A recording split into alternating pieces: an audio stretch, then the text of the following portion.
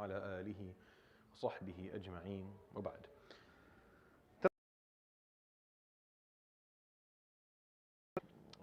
Series and we started talking about the issue of arrogance last week. The module is under comprehending self-value. This is an extremely important aspect of the human experience. It's of great importance and significance. All of the diseases of the heart, at least the main ones, are affiliated or directly associated with the issue of self-value and how you understand it and how you view it and how you deal with it.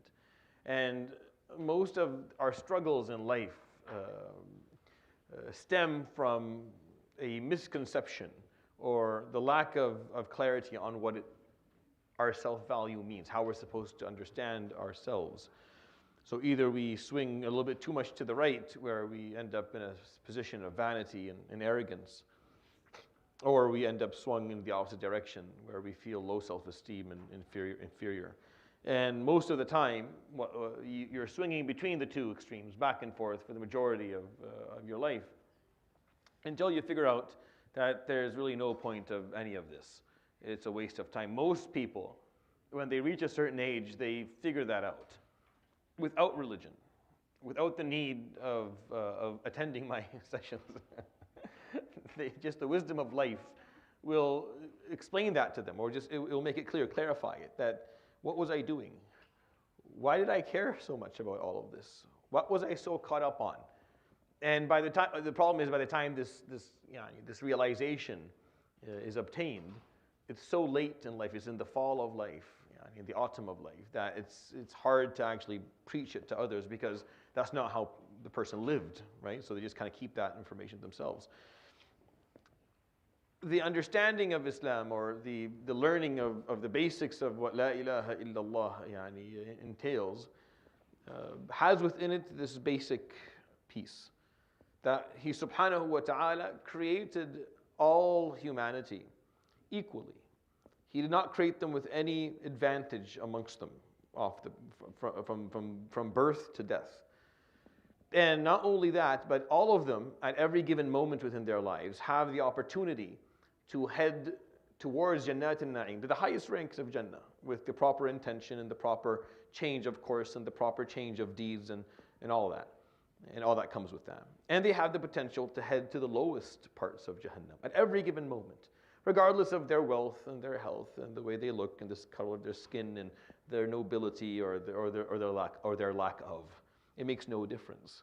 This simple concept within our deen, which is often, I won't say ignored, but brushed over, as in, yeah, okay, move on to the piece. I just ask people to just hold on for a second here. See, this little piece of information is extremely important.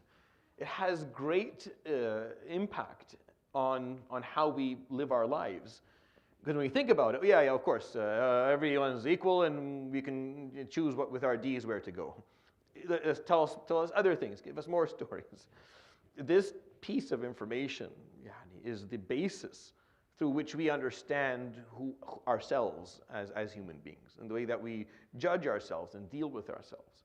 If you understand that everyone is equal, then you don't really have anything to prove. You're not trying to prove your self-value. You're not trying to prove that you're important or that you are valuable, because that's already been established. When you understand that the potential is always there, that gives you hope at all times and concern at all times. So your focus goes from trying to establish my value in comparison to others, trying to establish that I am important and I am significant and I am worthy, to understanding that at every given moment I have choices to make, and my choices will either keep me on this track or it'll send me off the track. And it changes the equation. And for men and women in this world, this is important, because most of us go through the spring of life trying to prove something to ourselves, trying to prove that we're valuable. And not that we're a valuable part of a team, not that we're a good athlete or a good artist or a good professional or a good sibling. No, prove that we are ourselves valuable, even though that's not required, because from the moment you were born, Allah subhanahu wa ta'ala granted you this value. Your value is divine. It is divine, it is muqaddas, it's holy, nothing just, it's sacred. No one can touch it, no one can change it. It's not accessible to others. It's not.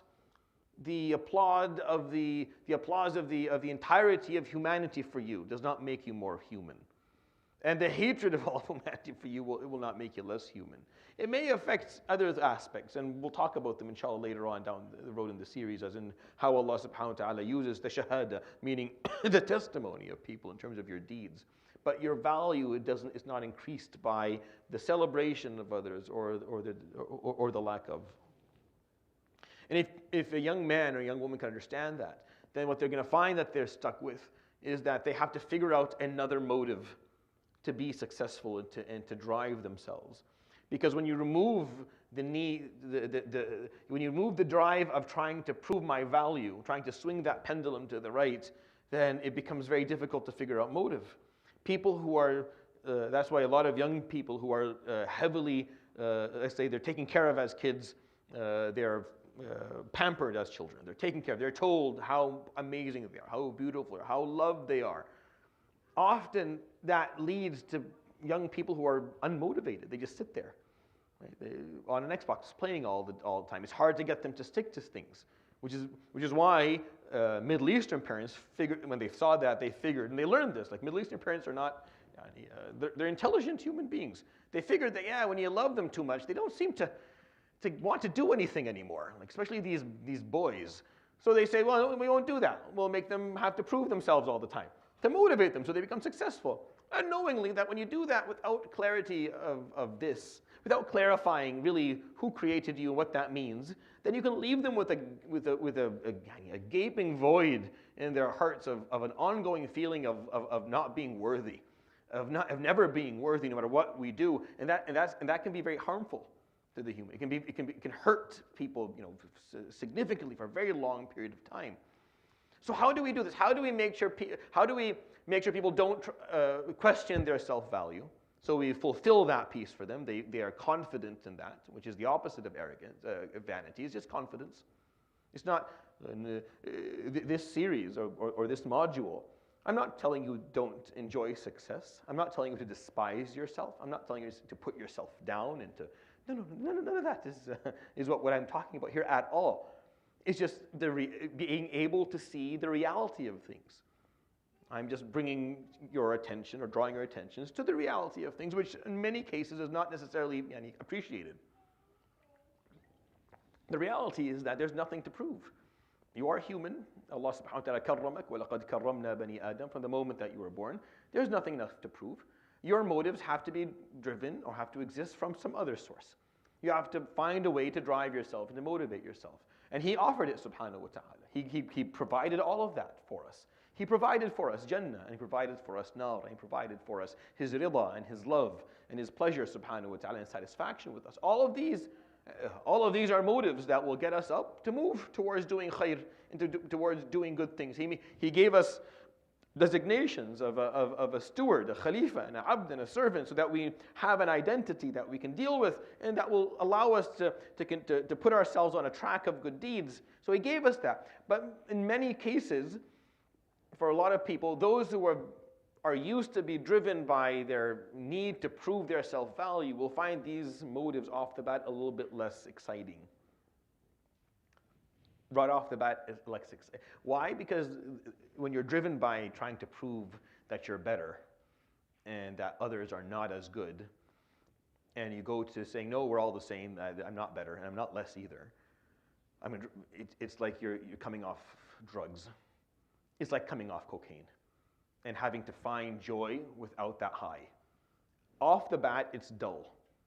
And drug addicts will say this often, that for a while there, after they get clean, they struggle with finding joy. Like they struggle with finding excitement and fulfillment because their system for so long has been rigged to find joy with this artificial piece. And now they don't have it anymore, so it's just a bit of dullness in their emotions. They regain it later. And when you are motivating yourself through the swing of the pendulum, through feeling better through crediting yourself and being vain, or feeling better than others, or feeling others to be less than you, it's like you're on a drug. Islam comes and takes you off it. Right? Right? So off the bat, it makes things feel a little bit dull, and you may not be very excited about it. And a lot of people listen to me, and somewhere in their mind, they're not agreeing. And I know why. That's why I continue to repeat this. If you're following along and you're struggling with an inner demon, it's because this piece you have to accept this, and you have to understand it, not because I say so, but because this is the reality of Allah subhanahu wa ta'ala's choice and creation. This is what He made. He did not make any of us innately better than others. He made us all the same. And right now at this moment, right, in this moment, each and every one of us here can make a choice that will send them to the highest of ranks, fil firdaus, or to the lowest of ranks, fi nar al-jahim wal-iyadu billah. May Allah protect all of us. At this moment, all of us sitting here, and every other human being that is intellectually capable and of age and alive. That is very meaningful. That's important. Because that is what is going to matter at the end. Everything else technically doesn't matter. What do I mean by that? Let me explain to you. If you were happily married for a long time, for 10 years, you found out at the end that your wife or your husband was cheating on you for the 10 years. Why do people make a big deal? Because really deep inside, their first problem is that happiness was unreal. The way that happiness was not real. It wasn't a real I was happy, but it wasn't a real happiness because I was being cheated on this whole time. And that hurts them more than anything. It's more than the choice of this person not wanting to be with them or doing that, but it's the fact that I lived a lie. People don't like living lies. People don't like to live lies. And if they found out that they were living a lie, it's very painful. And they want to rid themselves of it and rid themselves of the people who did it to them, and they don't want to go back to it, even though the truth may be way more painful than just accepting the lie. The lie sometimes is easier. I know this because I treat cancers, and I tell you that the agreed upon way of treating cancers in the Middle East and parts of, and most of the East, and if you come from that region of the area, you know, is that you don't never tell the patient. You never tell the patient of their diagnosis. This is what used to drive me crazy, that the person would be diagnosed with a fatal cancer, and we know they're going to die in 6 months, but no one would tell them. And the whole family would know. And they would take care of this person. They would tell them you have an infection or you have this and that. But it's agreed upon. It's an agreed upon issue. And I used to find it very difficult. And I would never get involved unless I could tell the person of it.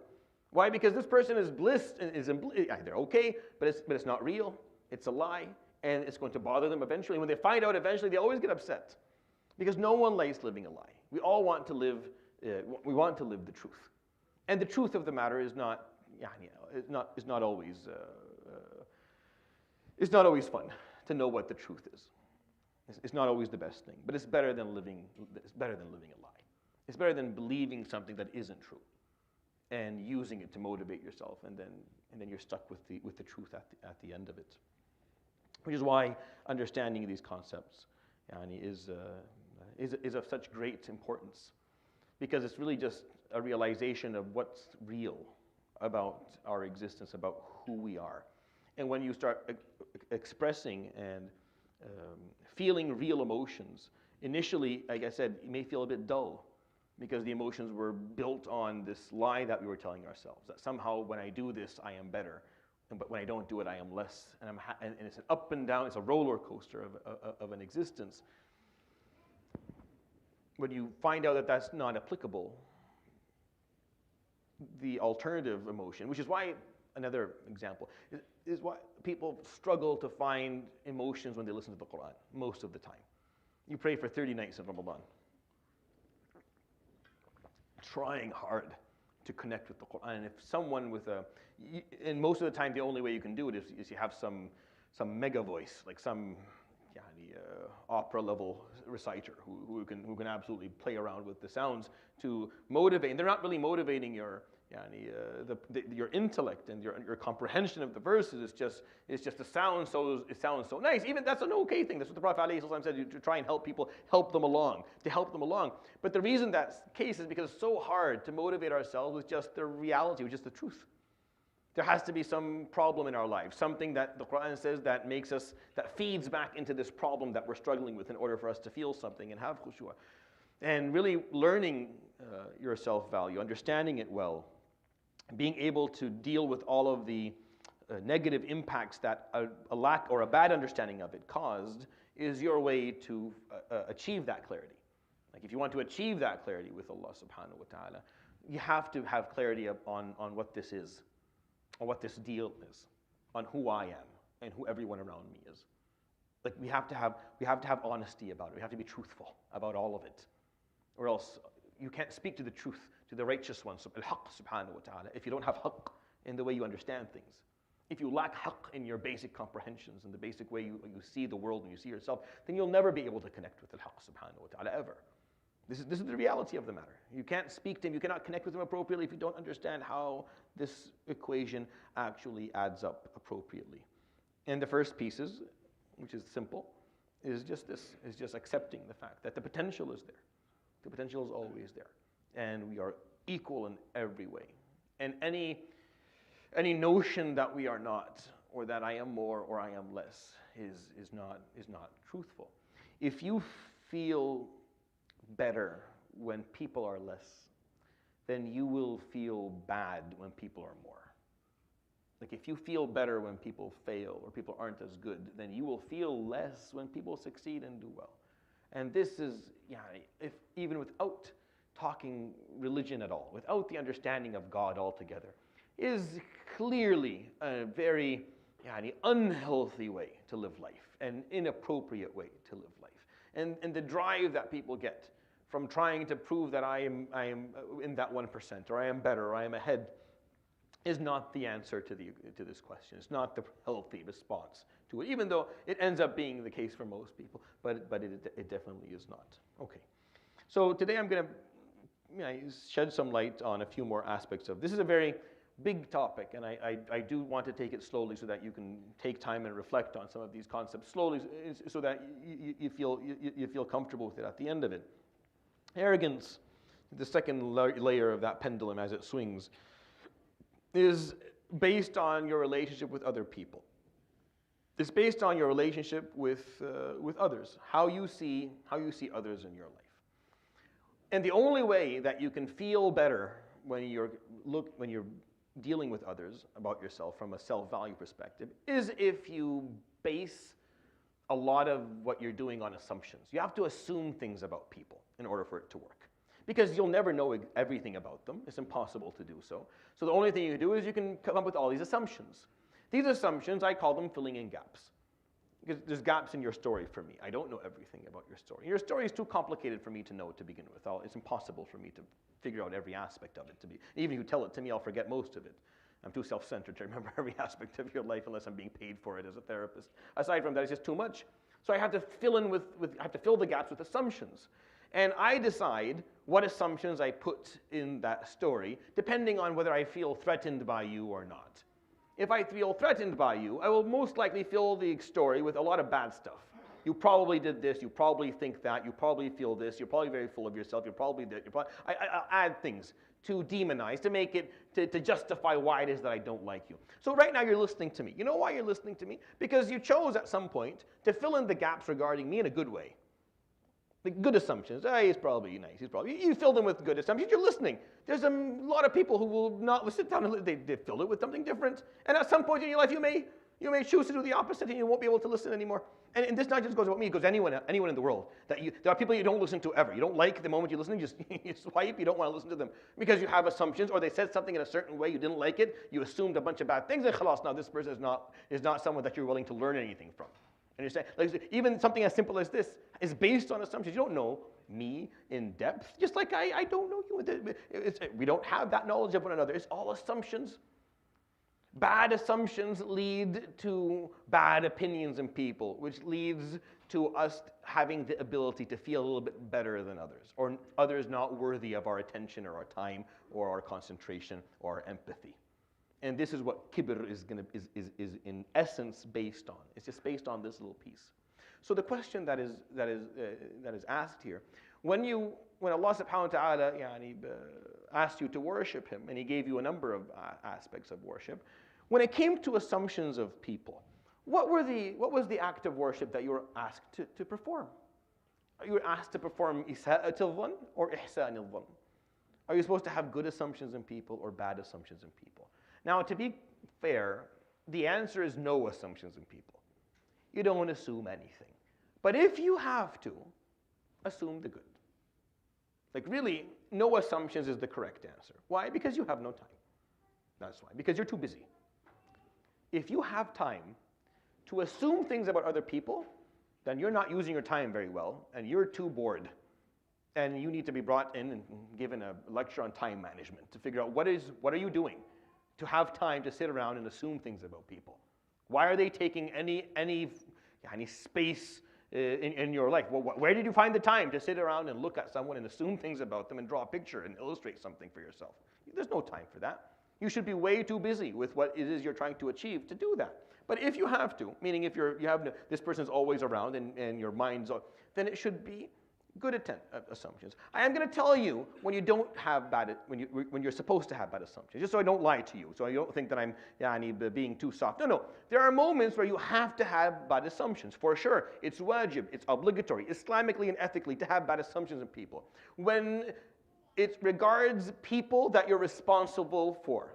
When you are a caregiver of someone, you have to have bad assumptions, right? Or else you're not a good caregiver. Right?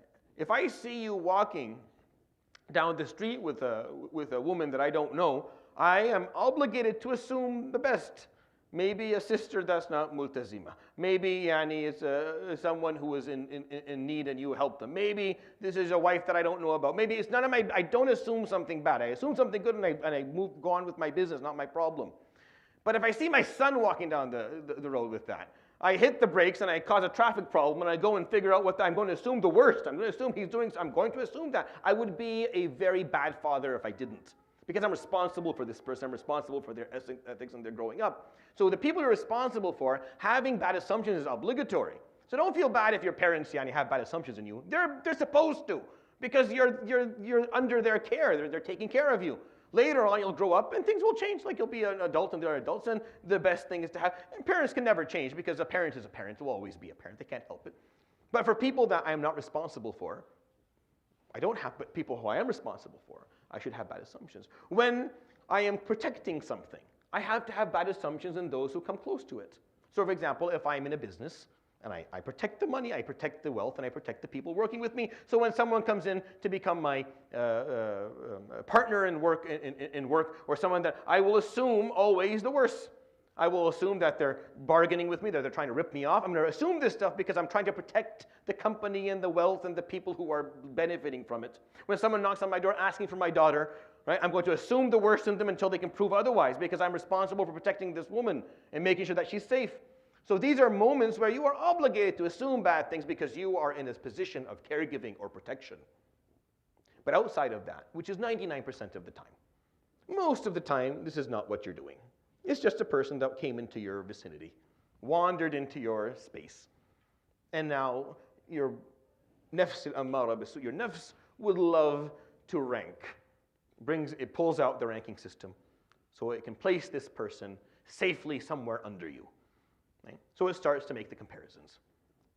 It starts with the basics, how they look, how they speak, how their education, wealth, appearance, the basics. Finds one thing that's a flaw, and then they happily will put the person under.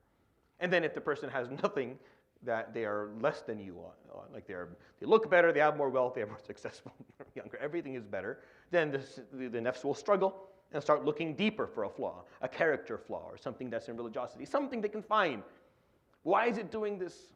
Or it'll assume, it'll just make an assumption, or it'll look at one action, one smirk or one smile or one word or one encounter, and then use that encounter to assume something bad so it can feel better about itself. How do you have to learn to get rid of this. You have to learn that there's no ranking system. And I don't need to feel less because fulan, mashallah, is doing well. I don't have to feel less about myself. I don't have to look for a flaw so that I can get through my day. I don't have to build my relationship with them based on this to begin with, and have a chip on my shoulder towards someone before I even get to know them. And we know that's untrue because every person is a full story. There's no evil person just walking in with no story, just evil, just arrogant, nothing else. There's nothing else about this person. They're just a jar of arrogance that wandered in. There's no such thing. People have their stories and have their struggles and have their pains and have their difficulties. And you don't even know what they're feeling at this moment, and you don't even know if they felt what you think they felt when they said it. You don't know anything, but it's just easier to fill that gap so I don't have to deal with them. So I don't have to actually humanize them. Arrogance in its essence is dehumanizing people. Just like racism is. Which is what I talked about last week. I told you racism is just a collective arrogance. It's arrogance towards a whole bunch of a group of people, right? Racism, we know, it dehumanizes people. We see it in the impact of racism. We see it in the consequences of racist people. They dehumanize a whole group. They don't care about their children. They don't care about their elderly. They don't care about their land. They don't care about anything. They're willing to murder people in the millions. Think about what happened on this land. Think about how many people were killed on this land, right? It takes, how do you do that? Like, how do you justify to yourself that, yeah, it's okay. Just bomb them all. Just kill them all. Just get rid of all of them. Because that's a hard decision to make. When I say that, like, I know that there are children and people who are ill. There's all these, how do I do it? I have to dehumanize them. And racism is the easiest shortcut into that. By saying they're just, all of them, they're just savages. There's nothing good about them. They're all bad. Honestly, you're ridding the world of an evil. This is something said all the time. It was said, it has been said all throughout history. Till this day, it's still being said. Groups dehumanize other groups, and then they treat them like less than animals, and they kill them in the hundreds of thousands, and sometimes the millions.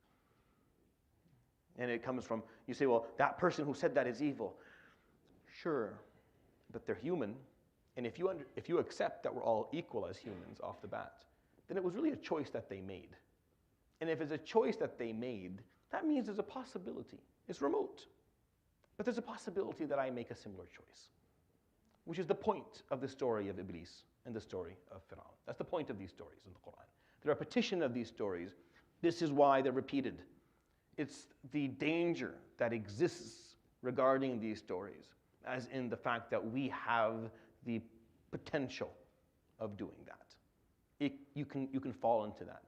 What I left with last week, as I won't say it's a cliffhanger, but I left as a piece for you to think about. In the story of Iblis, la'anahullah, wa hamana minhu, Allahumma ameen, is the fact that when he was given the direct, and I painted the picture for you as someone who had done a lot of good and spent in a position that no pious person had ever reached. The highest a pious person has ever reached in history is Iblis, being brought up to the ranks of the Malaika. And he was told to honor Adam, as the Malaika were told to do. And the Malaika, obviously, they obeyed. They had some questions. They asked their questions. Allah subhanahu wa ta'ala said, he's a Khalifa, and I know that which you do not. And then he showed them, Adam, how he learns. And then they said, okay.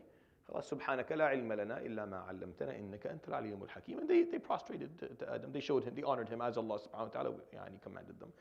Iblis had a struggle. Iblis had a problem. It's like, I don't understand why.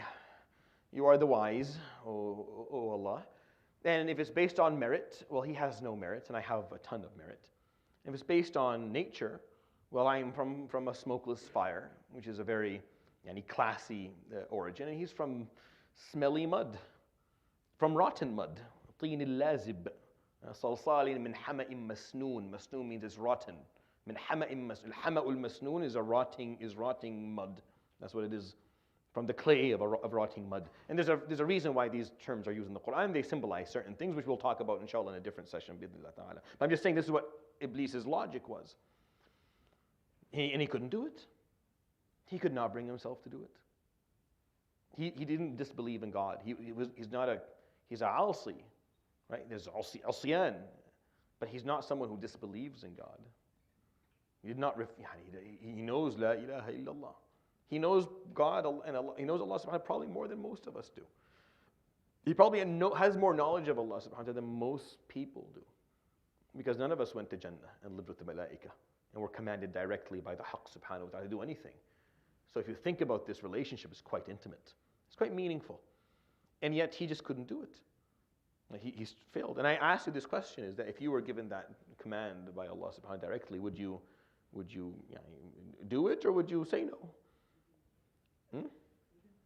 Yeah, we don't know. The answer is we don't know. What comes to mind is, yes, I would. Of course I would. I would never say no to Allah. That makes no sense. Then you just did exactly what Iblis did. You just fell into the same trap, the trap that was set by the nafs.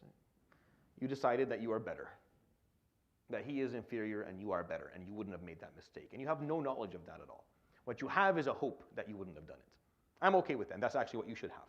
You have amal, you have hope. And you have dhann, you have an assumption. Inshallah, Allah subhanahu wa ta'ala would guide me and would make the right choice. Right? And that's what you should do, and that's the dua that you make. But you don't know. How do you know? Unless we take you back to that time, we replace Iblis with yourself, and we have you go through the exact same circumstances that he went through, and then we let it play out and see what you would have done.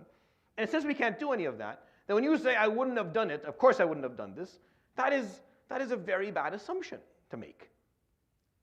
Right? It's a problematic assumption, because it's an assumption of arrogance, that I am superior to this creature in terms of my choices that I would have made. That means we didn't learn anything from this story. The point of the story is to say that this is possible. This happened. The whole existence that we have is affiliated heavily with what happened. And this happened to him, and it could happen to others as well. And if we don't learn that story from Iblis' story, then if we don't learn that lesson from Iblis' story, then we're not reading the Quran appropriately. The Quran is not telling us the story of Iblis so that we can spend time cursing him. It's so that we will be cautious of what he wants, which is to drive us astray. But really, it's so that we don't fall into the same problem. The beauty of this issue of assumptions here, a really nice story, I'll give you just a piece of it. When Aisha alayhi salam was accused of what she was accused with, there are people who participated in the accusation, people who didn't say anything, people who just spread the rumor without necessarily believing it. A lot of people made a lot of mistakes. A few pious who didn't, who refused this completely. And amongst them is Abu Ayyub and Ayyub al-Ansariyin, radiyallahu anhuma. And the discussion that they have was very interesting of how they concluded that, no, this is not something that we'll entertain, and we'll never assume this before. And that's what the Quran says. The Quran says this, لَوْلَا إِذْ سَمِعْتُمُوهُ ظَنَّ الْمُؤْمِنُونَ وَالْمُؤْمِنَاتُ بِأَنفُسِهِمْ خَيْرًا وَقَالُوا هَذَا إِفْكٌ مُبِينٌ. What you should have done is that you should have had good assumptions within yourselves, about yourselves as mu'mins, as people. And you should have said, this is an ifk, this is a lie. Even though you don't know that. But you don't know the opposite either. And you're not really in a position to go investigate. And that's not asked of you. You weren't an investigator. So all you do is just say, nope, that didn't happen. There's no evidence for it. And I have good assumptions, so I assume that it didn't happen. That's what I stick to. So Abu Ayyub is telling Ayyub, you heard about this, I heard about this. So Abu Ayyub wants to end the discussion. So he asks Ayyub, لو كنت مكان عائشة أكنت فعلت ما يقولون أنها فعلت. If you were in Aisha's place, would you have done what they say she did? What they're saying, فقالت اللهم لا. No, I would have never. فقال فعائشة خير منك. Aisha is better than you. فقالت صدقت. You're correct. وأنت لو كنت مكان صفوان أكنت فعلت فعل ما يقولون أنه فعل. And if you were in Safwan's place, Abu Ayyub, would you have done what they say he did? فقالت اللهم لا. I would have never. فقالت Safwan خير منك. Safwan is better than you. So she got him back, as appropriately wives should. She tagged him back, but in a way that is meaningful here. That have the husn dhann. You have husn dhann in yourself, and have husn dhann in the person in front of you. If I don't think I would do it, then they probably didn't do it, and I have that assumption in them. But to state that I wouldn't is a problem. I want to differentiate for you. This is important in dealing with arrogance in general. Differentiate between three different terms that I think are important: understanding, accepting, and agreeing. They're not the same, right? What I'm asking for in these sessions is not an agreement with what Iblis did. I'm not asking for an acceptance of what Iblis did. I'm asking for an understanding of what Iblis did. And the difference here, this is very, very important. And this is worth a khutbah Jummah at some point in the future, or a series, because it's very important. I don't think people understand it. Just because we understand people doesn't mean we agree, and doesn't mean we accept. They're not the same. You'll see someone sinning. It's a horrible sin. Accepting means that you don't see it to be a sin. Agreeing means that you think this is an appropriate behavior within the situation that they're in. Meaning, given the circumstances, you agree that this is what should be done. Understanding means you comprehend that the possibility of this is there, that there are reasons that would lead to this. But you neither accept this action as correct or agree with the decision of the people who are making it. But you understand it, you get it. You understand that how this is possible, how someone could be led to believe this to be true, or how someone could find themselves in a position where they think or feel this is the right way to behave. This is important because I find that when I'm talking about issues of tazkiyah, often like the main objection I get here and there when people walk out or stop attending or send me it's usually that you're تشرع this or meaning you're legitimizing this bad behavior, or you're giving credit to this bad behavior, and I'm not crediting. So I'm not legitimizing the choice of Iblis. I don't agree with Iblis, even in his circumstance. I don't agree with what he did. I don't accept his ma'asiyah of Allah subhanahu wa ta'ala. But the whole point of his story in the Quran is so I can understand it, so I can comprehend why he did it, so that I can protect myself from falling into the same trap that he fell into. What happened to Iblis? Iblis became full of himself because he was granted such status by Allah subhanahu wa ta'ala. He credited himself for what he did. So it was small, it was subtle, but it started, and that's how it usually happens. Slowly, over a long period of time, that ujub built in. And then a certain degree of arrogance built in, where he felt he was better than everyone else, especially the malaika around him who didn't have the urges to sin to begin with. And then he was told to prostrate to a creation that was in many ways equal to him, meaning this creation, it's a new kid on the block, and he is a bit special in a few ways, different than you, and he's going to also have your capacity. And Allah chose him to be the Khalifa fil ard. He never said that about the jinn, by the way. The jinn weren't granted that. The jinn were never, Allah never said the jinn are stewards of the earth. They're going to live on earth and be tested and trialed here, but they weren't the stewards. The human beings were going to be the stewards of the earth. So already Allah subhanahu wa ta'ala is granting Adam a bounty. He's granting him a little bit of an advantage in terms of what he's granted.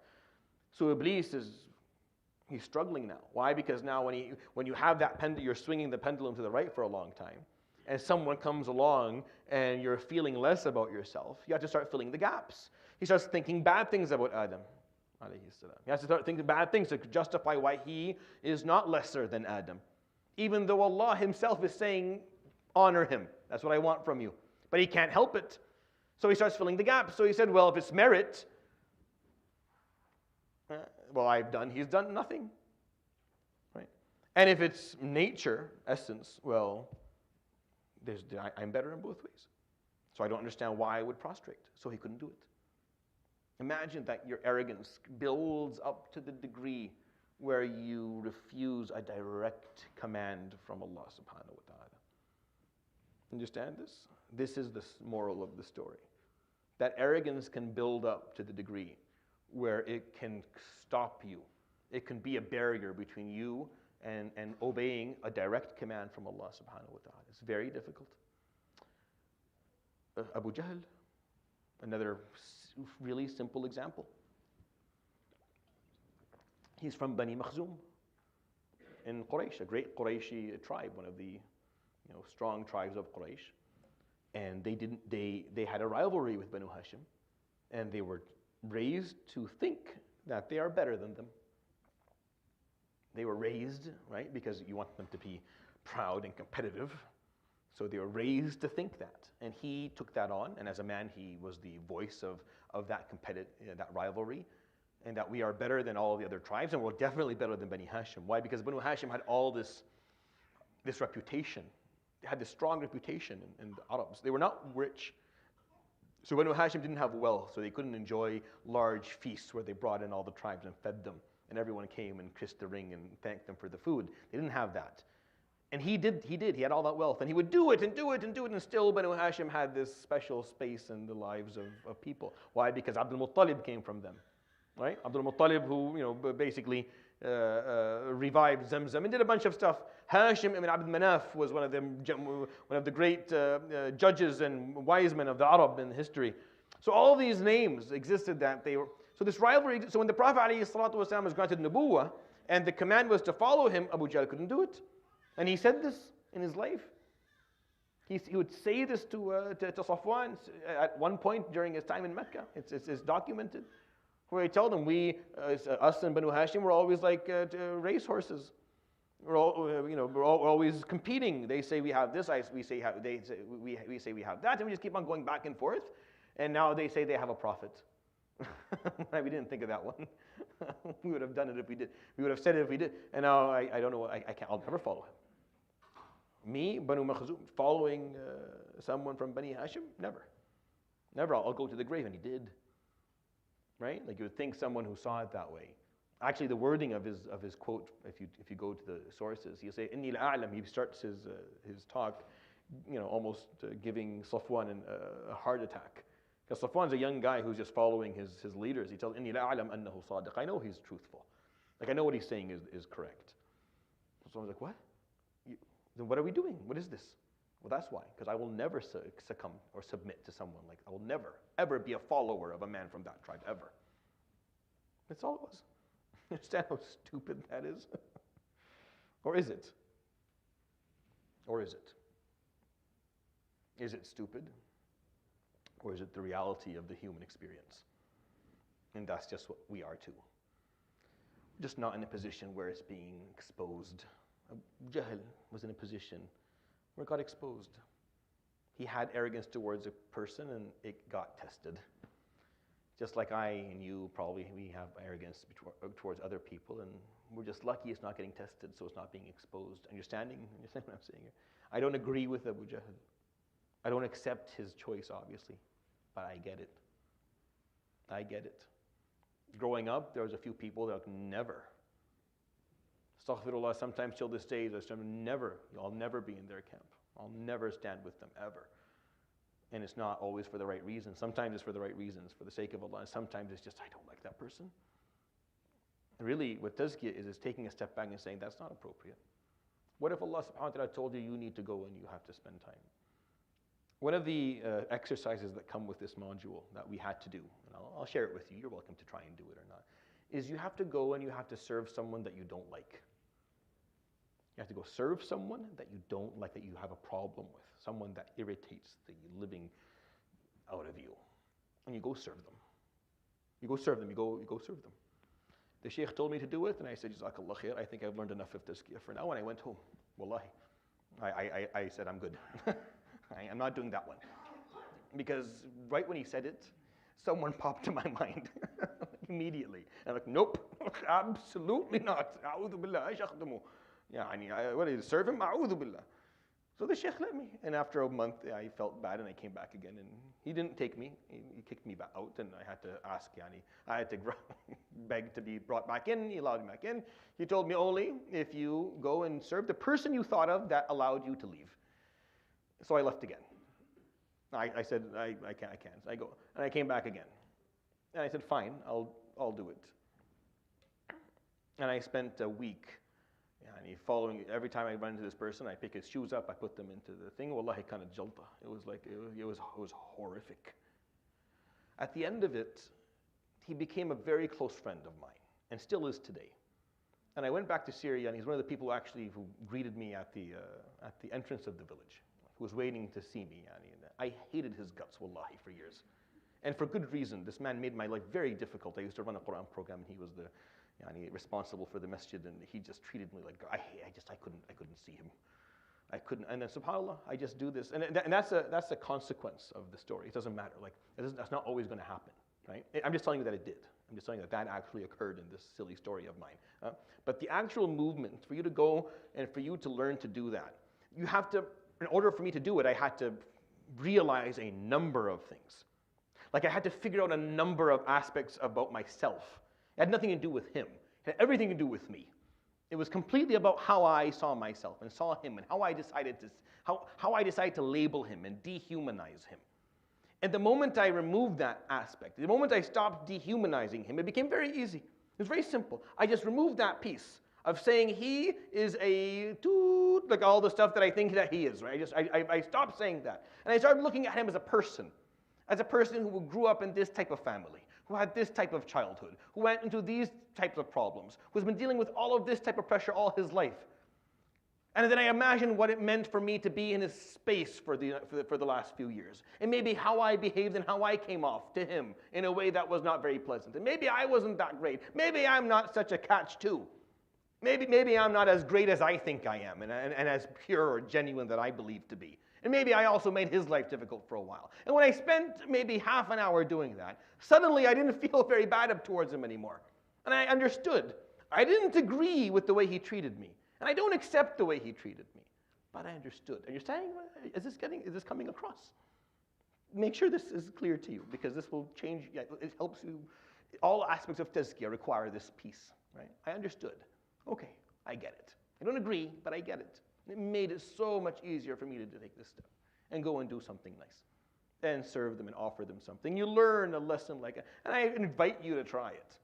But you have to be honest about it. Choose someone you don't like. Don't choose someone that you're going it has to be someone you truly, truly don't like. Someone that there's a chip on your shoulder towards, right? I'm not talking about some oppressor. You'll find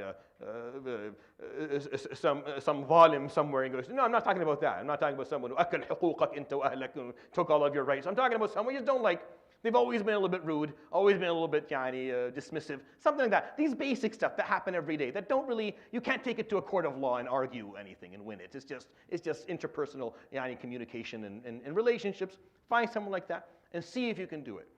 And don't be as immature as I was. I was 18 at the time, so that's my defense to this. But don't be immature about it and figure out a way to do it. You will learn more about yourself in this one exercise than all of my series and hours of talking combined. Because really it's about learning about why it is that you feel that way. And how it has nothing to do with them. It has everything to do with how you have decided to see them. How you have decided to draw their picture and tell their story to yourself. And how you have chosen not to understand them. Right? Not to have any understanding of them at all. Again, not agreeing and not accepting, right? One more example for this, just so it comes, or two, maybe we'll do two, because I think it's important. So when you look at non-Muslims, right, people from other religions, and we are a minority in this country, so there's a lot of people from different religions, Christians and Jews and Sikh and Buddhists and Hindus and all, and there are people who are atheists and we don't agree with the choices they've made. We don't accept the articles of their faith, but we can understand why they are the way they are and why they behave this way and why they follow what they follow and why they see things. We understand it. You have to be able to do that, or you will dehumanize them down the road. Meaning you will see them to be something that they're not, and you will generalize amongst all of them, and you will have bad opinions of all of them, and that's not appropriate. It never was. Every human being today is Ummat Muhammad alayhi salatu wasalam, because he was sent to them. The qawm of a prophet, or the nation of a prophet, are the people he is sent to. So Banu Israel are the ummah of Musa alayhi salam and Isa alayhi salam, because those are whom they were sent to. Whom was the Prophet alayhi salatu wasalam sent to speak to? All of humanity. So all of humanity from the day he became prophet became his ummah alayhi salatu wasalam. All we have is those who responded and those who have not yet responded. That's it. So when you're looking at them, these are also Ummat Muhammad alayhi salam. They just haven't found their way to it. And for a certain reason, they have not accepted it. And this removes, and I'm going to talk about this in some degree of depth next week, when we talk about arrogance through religiosity, which is the worst type of arrogance by far. But this is like the basis of it, is how you look. Another example, for example, and this is an important example, especially here, is the LGBTQ issue that we have to deal with every day. So how do we deal with this as Muslims? We don't agree with these choices. We don't accept this lifestyle and these, but we understand. Now, saying that, I understand. I know that saying that for some people is like a musibah, but it shouldn't be. If anything that happens, and you decide, I can't understand how this happens, you've run into a problem now. You have decided, or what you're saying is that what has been done, there's no explanation for it at all. It is just complete falsehood. It is complete idiocy. There's nothing to be understood about what just occurred. That is not possible. Like, that never happens. There's always a reason for why people do what they do. Even the most evil of them will do things. There's a reason of why they do it. I'm not agreeing with it, and I'm not accepting it. I'm just saying that we, as Muslims, as human beings, we should be able to understand.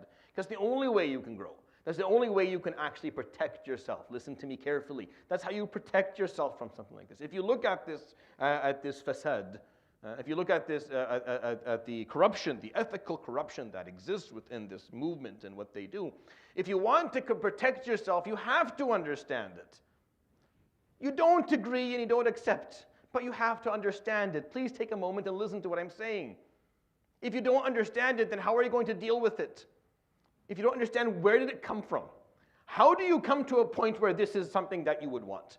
If you say this is completely, it's insane and it's stupid and it makes no sense at all, then you are helpless. You have no tools. They will win because they understand you and they understand themselves and they're going to figure out a way. And you have chosen not to understand their experience, so you cannot deal with it. Again, this is not the first step towards agreeing or accepting. It is a step towards protecting and guarding and being cautious.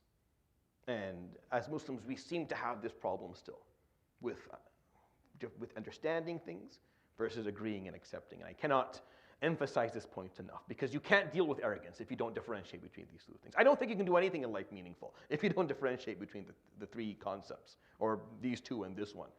But definitely in the self-value module, if we're going to tackle arrogance, then we have to start building an understanding. We have to start solidifying our ability to understand people without agreeing with what they're doing, without accepting what they're doing, or accepting with the choices that have been made. That's important. And I will talk about it a little bit more as we go along in this module. I just want to make sure that we laid down a foundation for that. So Iblis, I think I have 9 minutes, so I'll finish up with the story with Iblis, I guess. I think it's best because I can't start another topic, it'll take too long. When he said no, when he finally said no, he didn't just do it bluntly. Like he didn't do it, he explained himself, right? He didn't say, no, Ya Rab. No, he said, Ana khayrun minhu. He didn't perform the action. Allah said, prostrate, O Iblis. Iblis didn't move. So Allah asks him, Ma mana'ak, what stopped you? And this is very important. I think we don't notice this piece. What was Allah's question to him? He said, Ma mana'ak, what stopped you? Because something stopped him. Right? What is it that didn't allow you to perform this action, O Iblis? Giving Iblis a hint, helping him out. Something stopped you, O Iblis. It wasn't you. You would have prostrated, O Iblis, but you allowed something to fester on the inside. You allowed a monster to grow to the degree that it was able to stop you. So he said, Ana khayrun minhu. That's what stopped me. What deprived me from following your command and doing what you said and obeying you was the problem of Ana khayrun minhu. I am better than him. I am better than him. You want me to honor someone who I am better? That makes no sense. I'm not going to honor someone and establish the honor of this creation as they are more honorable than me when I am better. He's talking self-value here. He is talking his self-value. That's how I am better than him. خلقتني من نار وخلقته من طين. Even Iblis did not dare use his religiosity as a reason, by the way. Iblis did not dare use his religiosity as reason for being better. So it baffles me when Muslims do. Iblis, la'natullah alayhi, the worst of creatures, did not dare tell Allah, he didn't dare use his own piety and religiousness and worship in his life as reason. So he used the other one. He said it's just essence. أنا خير منه خلقتني من نار وخلقته من طين وخلقته ما لم أكن لأسجد لبشر خلقته من صلصال من حمأ مسنون. I would never prostrate to something created like this, from something that's inferior to what I was created. Little did he know that the whole potential of Adam was based on this creation that he thinks is inferior, which is the pitfall of arrogance.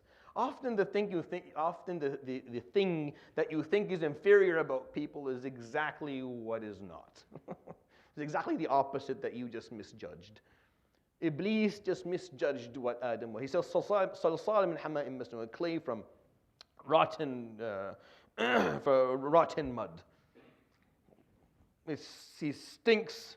It's disgusting. I'm going to honor something like this. There's no sense in that. I am from a smokeless fire. That's what you created me, Ya Rab. You created me from the smokeless fire. And look at him.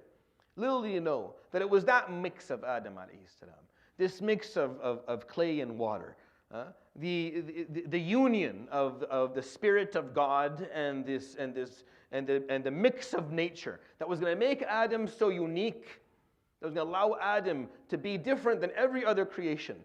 He will have dimensions that no other creation has, abilities that no other creation has. He's going to have intellectual ability that goes beyond his physicality by millionfold. He is a creation that is absolutely amazing in what they're able to do if they apply themselves to it.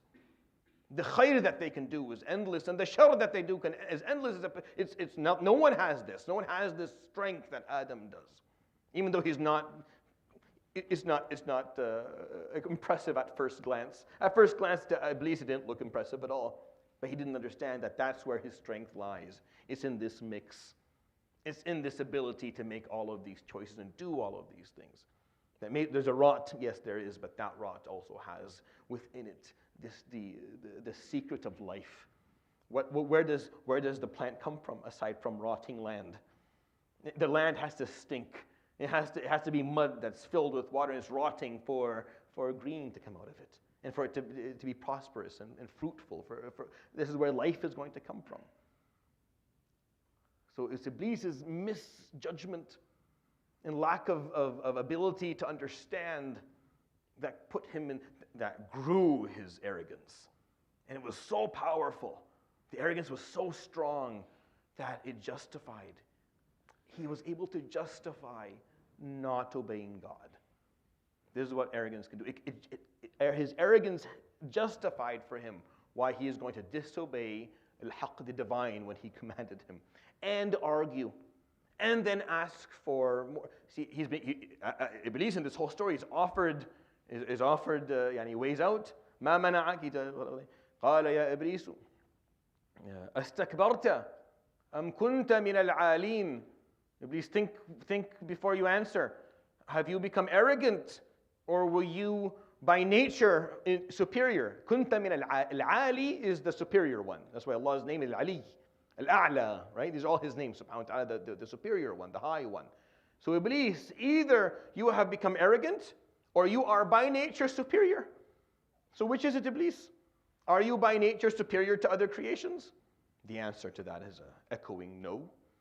I am not superior, because like us, it's the same thing. What superiority do I carry? Better than what am I? I am given a divine value by Allah subhanahu wa ta'ala, so it's equal and it's set and doesn't change. But in no way was I told that it's better and more meaningful and heavier than others, nor was I told it's less. So by nature, I am not superior. And Iblis is the same. So Allah asks him one of two things in this moment when you disobeyed. Either you are arrogant, you have you put yourself in a position that you do not belong in, or you are actually superior. So which is it? He didn't answer. Iblis didn't answer that one. Yeah, he left that one.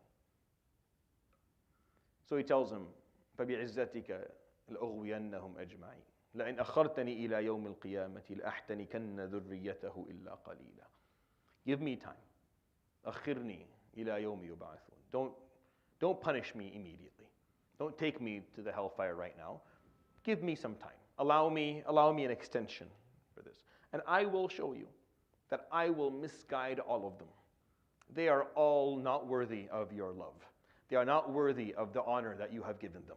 They are not worthy of the care that you are showing them, the attention you have bestowed upon them, the potential that you have put in them. They're not worthy of any of it. And I will treat them as we treat donkeys. I will put the rein on their mouths and I will pull them with me to follow their whims and desires right into the middle of Jahannam. Just give me time and I'll prove to you. Implying, not saying it out loud, but implying that I will prove to you that I'm better. that I was always obedient to you, and they're not worthy of this love that you showed them. This is what Iblis asks. قَالَ هَذَا صِرَاطٌ عَلَيَّ مُسْتَقِيمٌ. Allah says this is an acceptable request. It's a straight path. You've accepted your punishment. You want to go ahead and prove it? Go ahead. Give it your best shot. And he tells him, وَأَجْلِبْ عَلَيْهِمْ بِخَيْلِكَ وَرَجِلِكَ وَشَارِكْهُمْ فِي الْأَمْوَالِ وَالْأَوْلَادِ وَعِدْهُمْ. Bring your A game to them. Do everything you can. إِنَّ عِبَادِي لَيْسَ لَكَ عَلَيْهِمْ سُلْطَانٌ.